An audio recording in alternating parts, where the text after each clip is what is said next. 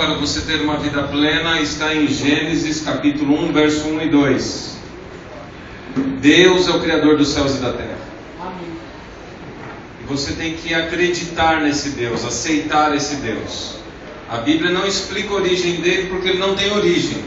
A Bíblia não explica o princípio dele porque ele não tem princípio.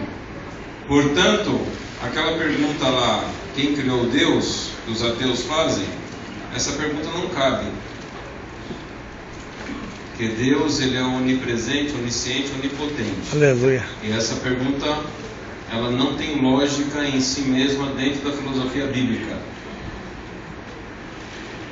Segundo princípio, o princípio do tempo.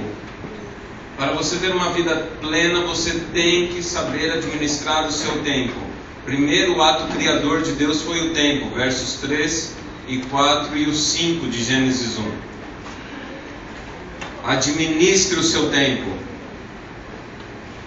E na administração do seu tempo, você deve reservar no mínimo, 1 hora. 1 hora para ter contato com Deus, orar, ler a palavra de Deus. Terceiro princípio que vimos está em Gênesis 1, 26 e 27, onde diz que você foi feito à imagem e semelhança de Deus. Portanto, você deve respeitar as pessoas, porque todos foram feitos à imagem e semelhança de Deus. E saiba que a alegria, que a autoestima, que a felicidade só é válida e perpétua se você for a fonte, que é Deus. Você não pode desenvolver a sua autoestima, a sua felicidade, a sua alegria baseado no que os outros fazem por você ou deixam de fazer por você. Não é baseado em coisas, nem em pessoas, mas é baseado unicamente e exclusivamente em Deus, a fonte do seu ser. Depois vimos a questão da alimentação. Foi ontem, né? Eis que vos tenho dado todas as ervas que dão semente e se acham na superfície de toda a terra, e todas as árvores em que há fruto que dê semente. Isso vos será para mantimento.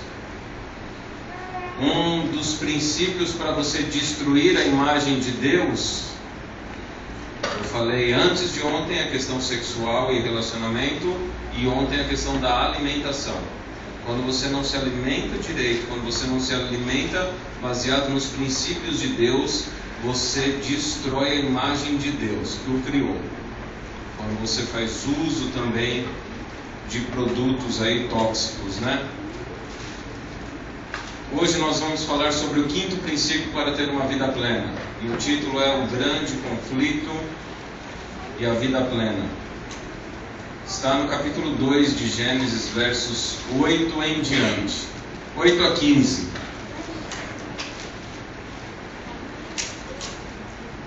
Vamos ler.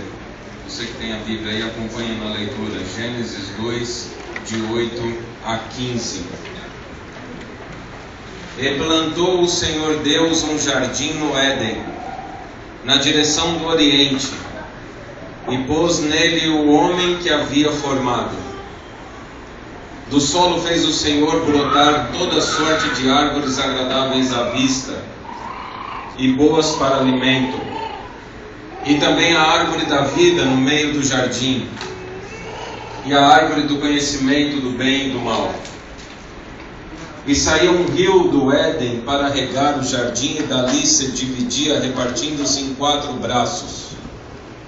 O primeiro chama-se Pison, é o que rodeia a terra de Havilá, onde há ouro.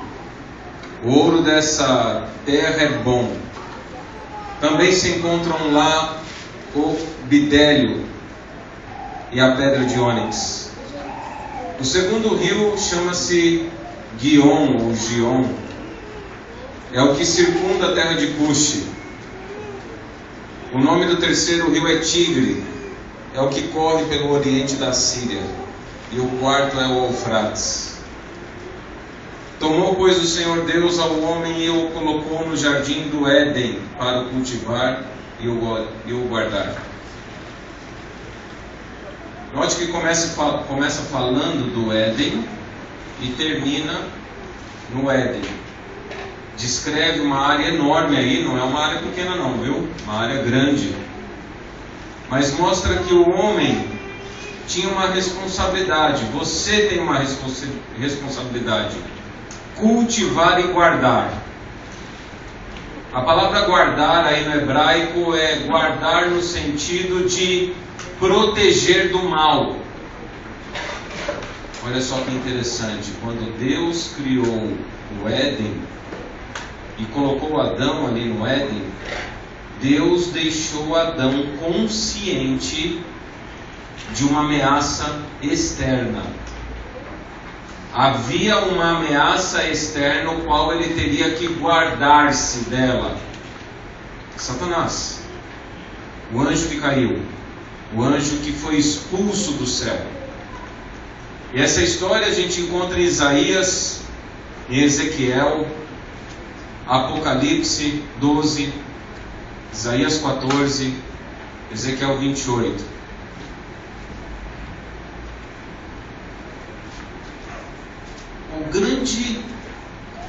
A grande artimanha de Satanás para os nossos dias foi ele conseguir se camuflar e se esconder para não aparecer abertamente. Tudo que nós estamos conversando desde sábado culmina aqui hoje, quarta-feira. Por que eu tenho que aceitar Deus? Por que eu tenho que tirar tempo para Deus? Por que eu tenho que saber me relacionar? Por que eu tenho que saber me alimentar? Porque existe um grande conflito entre o bem e o mal, entre Deus e Satanás. Satanás quer dizer adversário. Diabo quer dizer aquele que foi arremessado para baixo.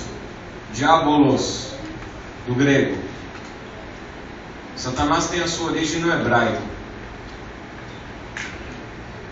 Satanás consegue fazer, o inimigo consegue fazer com que você se esqueça que você está em meio a um grande conflito entre o bem e o mal. Na verdade, ele conseguiu perverter tanto a ideia do mal, que vocês sabem o que há um tempo atrás aí eu li uma reportagem. Foram uns hackers, pegaram alguns e-mails da Sony e eles falaram que se a Sony não desse dinheiro para eles, eles iam jogar os e-mails da Sony na internet para todo mundo ler. E aí a Sony não pagou, lógico que ela não pagou. E eles jogaram alguns e-mails e dentro dos e-mails que soltaram, tinha um e-mail ali sobre o Brasil. Eu não lembro de quem foi, mas foi como se fosse eu lembro que era de uma mulher que trabalhava na Sony responsável pela América Latina. Eles iam lançar um filme norte-americano aqui, que eles estavam produzindo. E aí ela respondeu o e-mail dizendo lá assim, esse filme não vai fazer sucesso no Brasil se vocês não colocarem um vilão misturado com bonzinho, vilão bonzinho. E que ao longo do filme ele é muito vilão e aí ele vai se transformando em bonzinho, mas ele continua vilão ainda e bonzinho. Porque eles fizeram um estudo com o povo brasileiro e descobriram que o brasileiro gosta desse perfil. Do vilão que no meio da história se transforma em bonzinho, mas ele não se transforma em bonzinho pleno. Ainda ele continua com um restinho de maldade. E aí a Sony então bolou um personagem para colocar no filme para atrair o público brasileiro para os cinemas. Essa é a maior tática de Satanás, sabe? Aquele negócio do yin e yang. Já viu aquele círculo lá, uma parte preta, uma parte branca, uma bolinha preta no branco e uma bolinha branca no preto? Falando que todo mundo é bom e mal ao mesmo tempo, e a bondade tem um pouquinho de maldade e a maldade tem um pouquinho de bondade. filosofia oriental. Há um grande conflito entre o bem e o mal, e Satanás quer perverter o caráter de Deus, perverter o entendimento que você tem de Deus, e perverter também o caráter dele, para ele não aparecer tão mal. Ele é bom, afinal de contas ele diz assim que ele é Lúcifer, ele é o ser iluminado, é ele que traz sabedoria para as pessoas. E a história dele, se você estudar na Bíblia, ela é tão... ele imita tanto a figura de Cristo e a pessoa de Cristo, que muitas vezes se confunde. Na época dos judeus, era Baal. Se você ler lá no Antigo Testamento, você vai ouvir muito falar disso, Baal. Vocês sabiam que Baal, a história de Baal para os pagãos ali, os cananeus, a história de Baal era um deus que provinha a subsistência deles, mandava chuva, o sol. Pensa numa economia agrária, o quão importante é a chuva, o quão importante é o sol. E Baal era que enviava a chuva, enviava o sol. Mas sabe qual era a história de Baal? Que um dia ele desceu nessa terra aqui, e ele sofreu a rebelião de um grupo de pessoas, ele morreu e ele ressuscitou. Ele morreu e ressuscitou. Por isso que quando os judeus entraram lá para os cananeus e, em vez de destruírem, como Jesus falou, destrua toda essa cultura aí, não se misture com eles. Por isso que quando os judeus foram e entraram no território de Canaã, rapidamente eles assimilaram a ideia de Baal. Porque Baal era muito próximo à história de Jesus. Muito próximo. E é interessante que você encontra paralelos dentro da história, né? Sócrates tinha os discípulos que ensinou, mas não escreveu nada. Jesus teve os discípulos que ele falou, ensinou, mas ele não escreveu nada. Então vai acontecendo paralelos assim. Sabe? Você não pode se esquecer que esse mal, que o inimigo, ele é atuante. E ele é real. Ele é real. Hoje eu fiz uma visita e falei lá. Isso aqui, ó, que você toca, que você bate, que você está sentado, isso não é real. Porque isso aqui vai ser destruído quando Jesus voltar. A realidade é aquilo que a gente não enxerga. A realidade é aquilo que a gente não toca. A realidade é aquilo que é eterno. Isso é real. E o grande conflito, ele é real. E aí talvez você se pergunte, mas por que eu não enxergo então? Porque Adão e Eva enxergaram. Deus avisou, eles enxergaram, eles conversaram com a serpente. Eva, né, conversou com a serpente. Mas por que nós não enxergamos então? Pela misericórdia divina. Porque se Deus desacortinasse os nossos olhos agora, nesse exato momento, e toda vez que eu prego, toda vez que eu faço uma visita, toda vez que eu dou um estudo bíblico, toda vez que eu estou fazendo a obra de Deus, eu sou consciente disso. Na minha casa eu sou consciente disso. Existem anjos do bem e anjos do mal exatamente agora. Aqui, ó. Vocês já acham que porque a igreja, o anjo do mal não entra aqui? Ele entra aqui. E ele ouve o que está sendo dito. E ele vai fazer com que você não preste atenção no que está sendo dito. Porque essa é a missão dele. Perturbar. A missão dele é tirar sua atenção. A função dele é colocar um sono profundo em você na hora de você estudar a Bíblia, na hora de você assistir um culto. Um sono incontrolável. Já aconteceu isso com você? Já. Essa é a função dele. Se o ser humano é capaz de hipnotizar uma pessoa, você já viu isso na televisão? Se o ser humano tem a habilidade de hipnotizar uma pessoa, quanto mais esses seres que são mais poderosos do que os homens.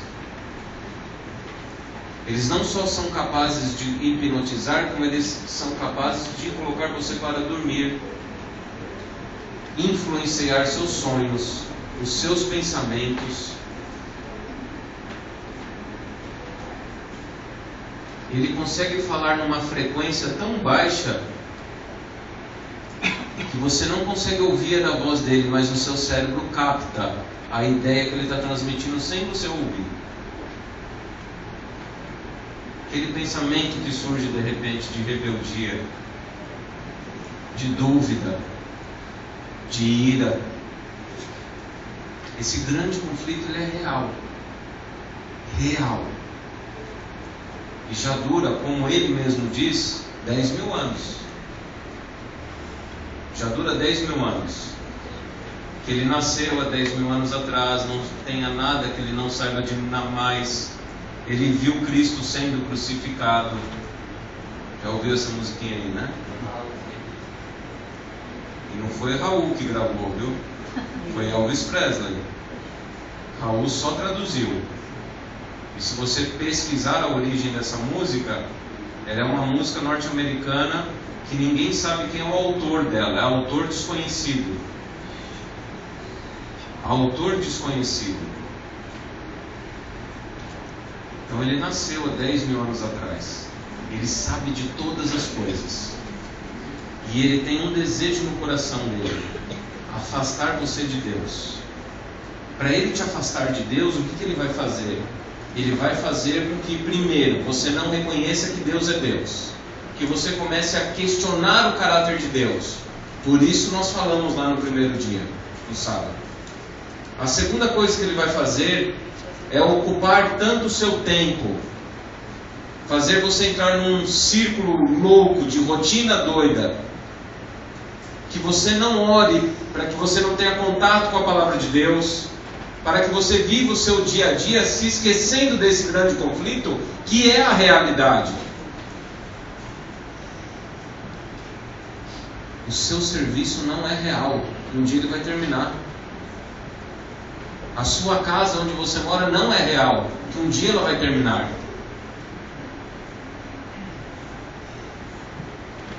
A nossa vida aqui, ó, agora, dependendo de como você vive, ela deixa de ser real.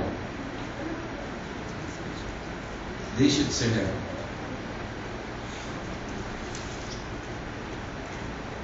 E aí ele vai pegar você, e além de você esquecer desse tempo que você tem que ter com Deus, ele vai fazer com que você tenha preconceito, despreze as pessoas. E ele está fazendo isso num ritmo extremamente acelerado, viu? Hoje eu recebi um e-mail falando que, porque eu sou um líder, né, de igreja, pedindo para que não marque nenhuma reunião em local público no domingo, porque os ânimos estão à flor da pele. Vai ter essa votação de impeachment aí, e eu dou um conselho a você: não saia com camisa vermelha na rua no domingo. Não saia com camisa azul, camisa amarela, que remete à oposição e nem à situação. Se mantenha neutro nesse assunto. Você, como cristão, na verdade, não deve nem participar desse negócio aí. Mesmo que você já postou coisa no Facebook de querer participar, não se envolva com isso aí. Porque os ânimos estão à flor da pele. E eu percebo, tenho percebido,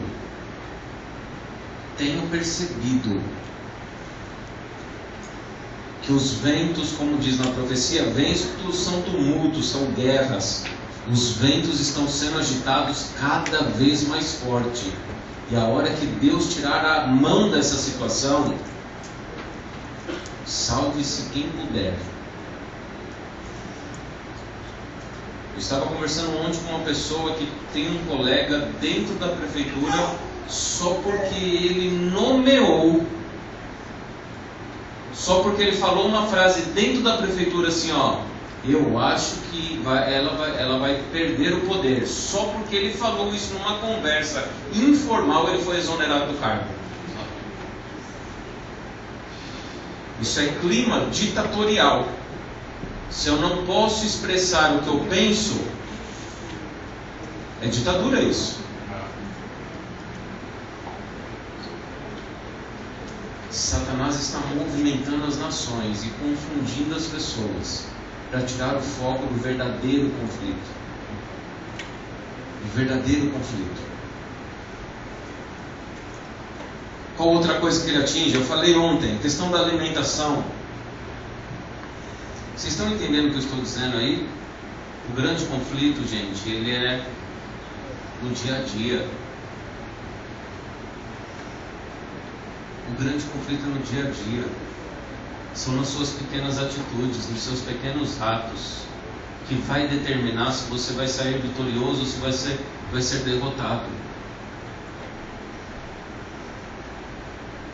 Nós não podemos radicalizar como eu vejo na televisão. Tudo é imposto, tudo é demônio, tudo é não sei o que lá. O demônio muitas vezes se surpreende com a maldade do ser humano. Eu costumo dizer essa frase. O demônio se surpreende muitas vezes com a maldade do ser humano. Mas ele sabe que ele é o originador disso. Olha só o verso, olha que interessante. Plantou o Senhor Deus um jardim no Éden, na direção do Oriente, e pôs nele o homem que havia formado. Percebe a ênfase? A ênfase de tudo que eu tenho dito aqui a vocês. Foi o Senhor que criou o jardim. Foi o Senhor que estabeleceu ali os limites. Oriente, Ocidente, Norte e Sul, Ele estabelece limites. O Senhor colocou o homem.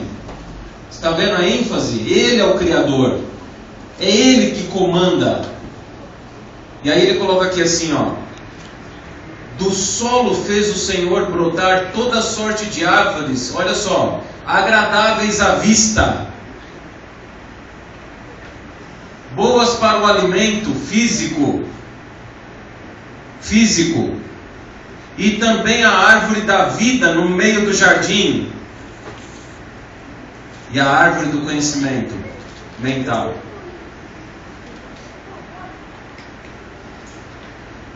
A guerra se desenvolve dentro disso aí. A guerra se desenvolve naquilo que você assiste, naquilo que você pensa, naquilo que você come. É aí que o grande conflito acontece.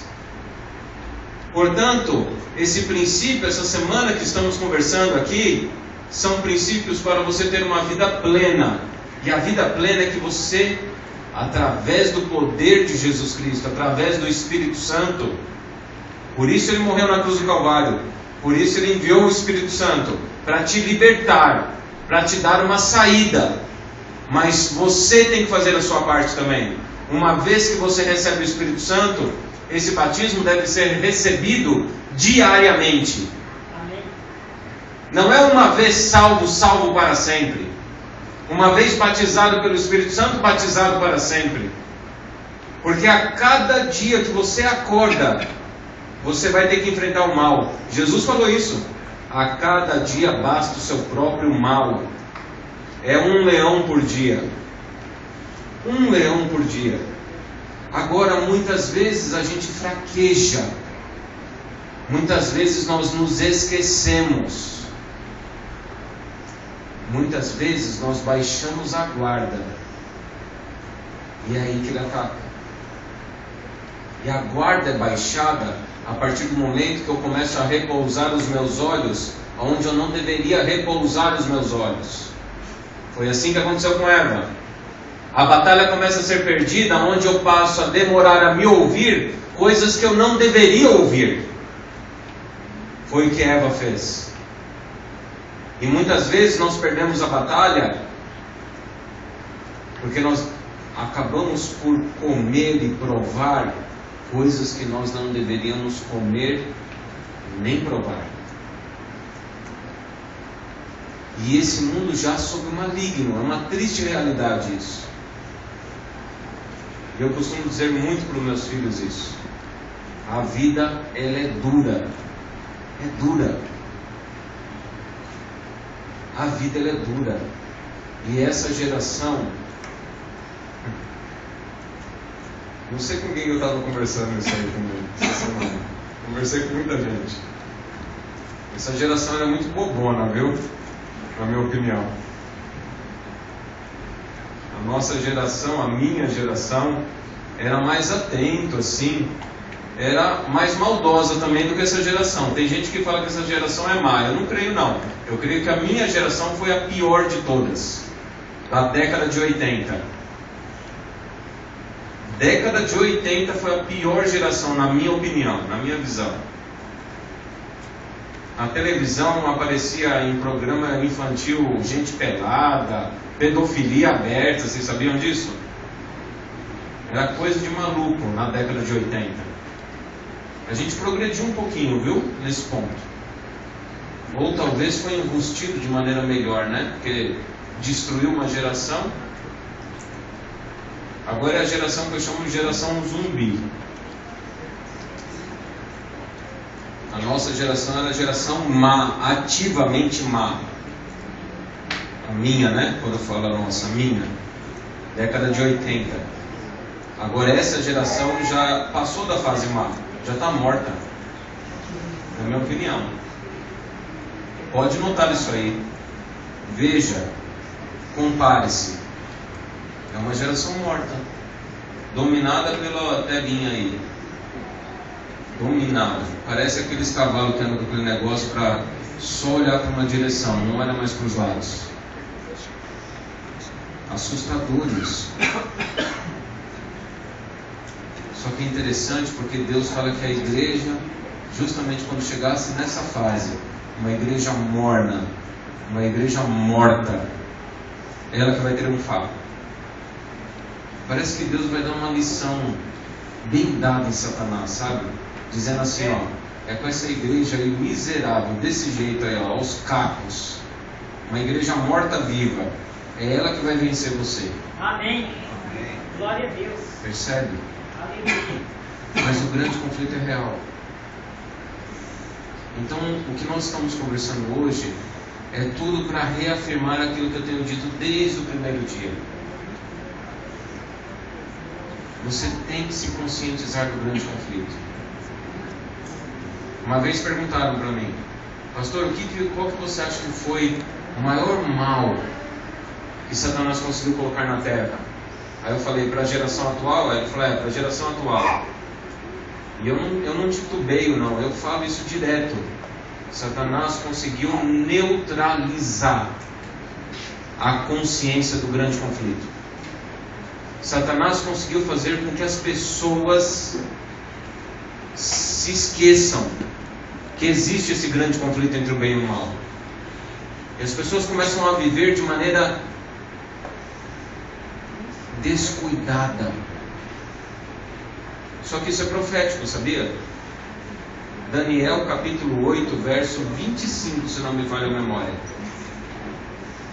E destruirá a muitos que vivem despreocupadamente. Daniel 8, 25.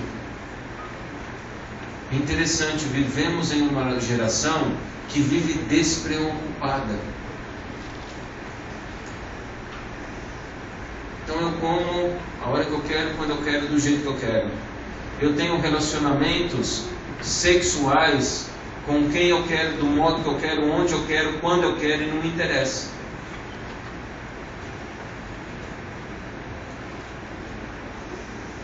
Eu busco a Deus só quando eu quero, quando eu preciso, quando eu sinto necessidade, quando eu quero. Uma geração que vive despreocupada. É ou não é? Veja os sociólogos falando aí da geração que neném, já ouviu falar? Geração neném. Nem trabalha, nem estuda. Fica dormindo na casa dos pais com 35, 40 anos. Isso não sou eu que estou falando não, são sociólogos aí. Geração neném. não querem trabalhar, não querem estudar, 35, 40 anos de idade, morando com os pais, pedindo para os pais sustentarem com o dinheiro da aposentadoria. Essa é a geração atual. Uma geração que vive o quê? Despreocupada. Profeticamente acertado. Só que sabe na profecia o que diz? Vão ser destruídos. Está escrito isso. Portanto, essa noite você veio aqui para entender que para você ter uma vida plena, e quando eu falo vida plena, entenda que eu estou falando vida plena aqui e vida plena eternamente, começando aqui e adentrando o novo céu e a nova terra, eternamente. O princípio é que você tem que passar a viver preocupado. Você tem que entender que quando você acorda de manhã,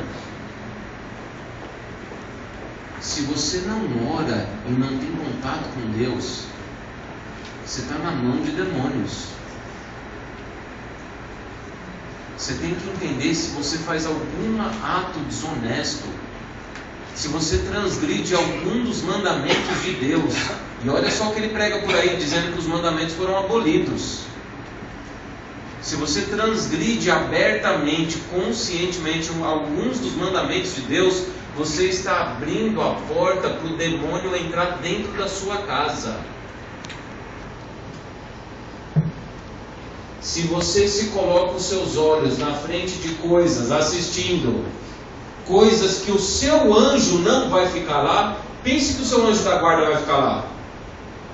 Ele não é obrigado a ficar lá. Sabe quem senta do lado de você? O capeta. Ele faz cafuné em você, porque ele não quer te matar. Primeiro ele quer que você estrague a sua vida e a vida de muitas pessoas que estão ao seu redor. E uma vez eu falei isso para um jovem, lá no Morro Doce. Falei para ele assim, não vou falar o nome dele, né? Eles estão até gravando aí. Mas é válido para todos. Eu visitei lá. Ele era uma pessoa que conhecia a igreja há muitos anos. E aí eu virei para ele e falei assim, ó, sabe o que me preocupa?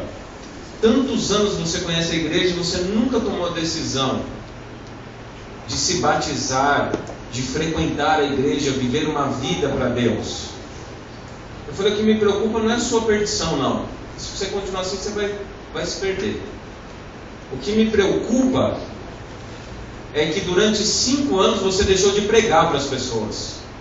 Você deixou de testemunhar para os seus amigos. E não é só você que está indo para o inferno, você está deixando um monte de gente indo para o inferno junto com você. É isso que me preocupa. Quando você vive uma vida despretensiosa, quando você vive uma vida despreocupado, quando você vive uma vida que você esquece que existe o grande conflito, as primeiras pessoas a se perder são as pessoas da sua própria casa. Não é só você. Depois as pessoas às quais você tem contato, seus vizinhos. Depois as pessoas às quais você tem contato no trabalho. E assim vai a onda. E por isso que Jesus falou, o mundo já sobre o maligno. Acaso haverá fé quando o Filho do Homem voltar? Pela multiplicação da iniquidade, o amor de quase todos se esfriará. Olha só a radiografia que Jesus fala da nossa geração. Sem fé, sem amor.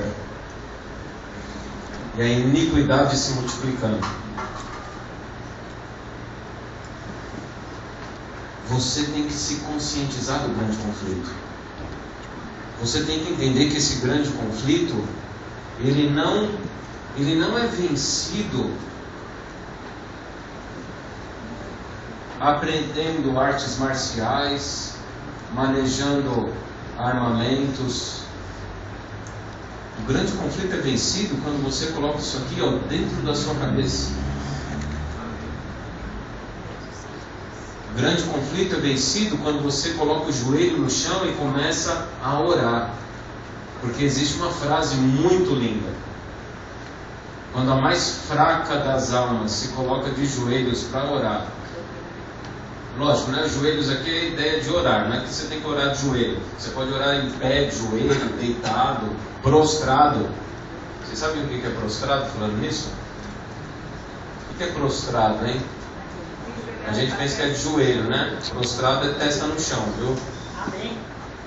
Prostrado é testa no chão. A frase do Espírito de Profecia é que quando a alma mais fraca, mais débil, começa a fazer a oração dela, todo o exército de Satanás treme e cai fora. Aleluia. Só que você tem que se conscientizar disso. E se você deixa de ler isso aqui, ou para quem não sabe ler, deixa de ouvir isso aqui, que tem áudio agora também. Se você deixa de ler, deixa de ouvir isso aqui, não há mais nada a fazer por você. Se você deixa de orar, como é que você diz que você gosta de Deus, que você ama Deus, se você não conversa com Ele? Deixa eu fazer uma pergunta para você. Se você não gosta de ter contato com os pensamentos de Deus, se você não tem o hábito de ter o contato com os pensamentos de Deus diariamente, e se você não tem o costume de orar diariamente, me responde uma coisa: o que você vai fazer no céu?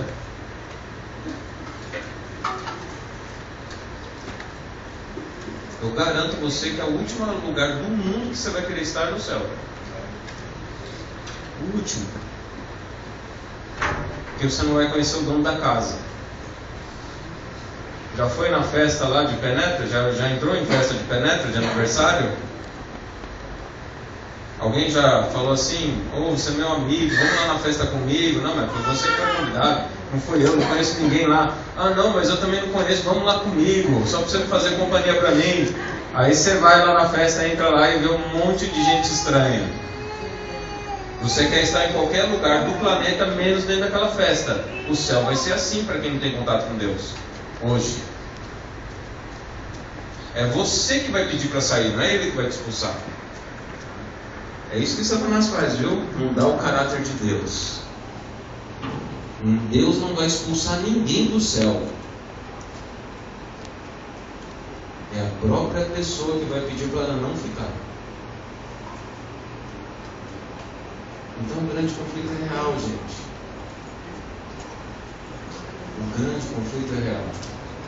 O grande conflito acontece nos relacionamentos entre os cônjuges, no relacionamento entre os filhos, no relacionamento na sociedade, no que você assiste, no que você come, no que você bebe, no que você ouve, no que você fala principalmente.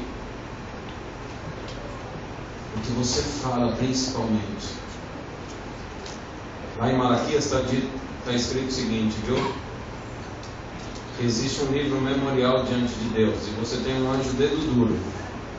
O seu anjo da guarda é o anjo dedo duro, viu? Ele te protege, mas ele anota tudo que você fala durante o dia. Tudo ele anota. E um segredo, viu, para você passar a sua existência com bênção na vida. Se você aplicar isso na sua vida, eu garanto para você que você transforma até o modo das suas conversas. Tudo tem que ter propósito na vida. Eu falei isso no dia do relacionamento lá. Para a conversa também.